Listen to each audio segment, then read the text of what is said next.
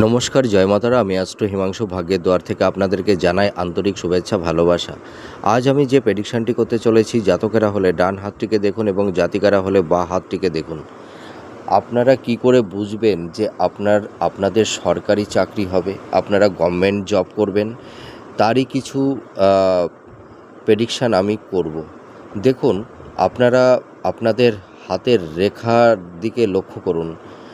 আপনাদের হাতে এই ধরনের যদি রেখা থেকে থাকে, অর্থাৎ দেখুন, এই যে এইখান থেকে দেখুন একটা মস্তিষ্ক রেখা ঠিক উচ্চস্থ মঙ্গলের ক্ষেত্রে গিয়ে একটু শাখাযুক্ত হয়েছে।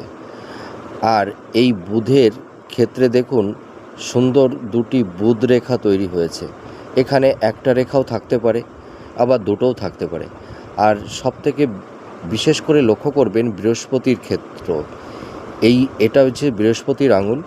এই বৃহস্পতির ক্ষেত্রে যদি এখানে কোনো ক্রস সাইন থাকে বা চতুর্ভুজ চিহ্ন থাকে বা এখানে ট্রায়াঙ্গেল সাইনও থাকতে পারে, ত্রিভুজও এখানে থাকতে পারে। আর এখানে দেখুন এই আয়ুরেখা থেকে যদি ঊর্ধ্বগামী একটা রেখাই হোক বা দুটো রেখাই হোক, যদি বৃহস্পতির দিকে যদি ধাবিত হয়, মানে বৃহস্পতির দিকে যদি এগিয়ে যায়, তাহলেও এটা একটা শুভ চিহ্ন। আর একটা জিনিস আপনাদের লক্ষ্য করতে হবে, এই যে দেখুন, এইটা হচ্ছে আমাদের বৃহস্পতির আঙুল আর এইটা হচ্ছে আমাদের রবির আঙুল। এই বৃহস্পতি আর রবির আঙুল যদি একদম হাইটটা যদি একই রকম থাকে, অথবা এই রবির আঙুলের থেকে যদি এই বৃহস্পতির আঙুলটা যদি আর একটু বড় হয়, তাহলে আপনারা বুঝবেন যে আপনাদের গভর্নমেন্ট জব হবে।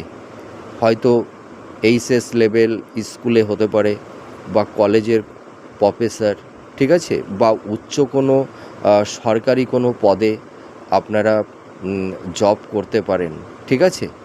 তা এই ধরনের রেখা যদি কোনো জাতক জাতিকাদের হাতে থেকে থাকে, তাহলে আপনারা মোটামুটি 80% জাতক জাতিকা আপনারা যারা আছেন, দেখবেন আপনারা গভর্নমেন্ট সেক্টরে কর্মরত।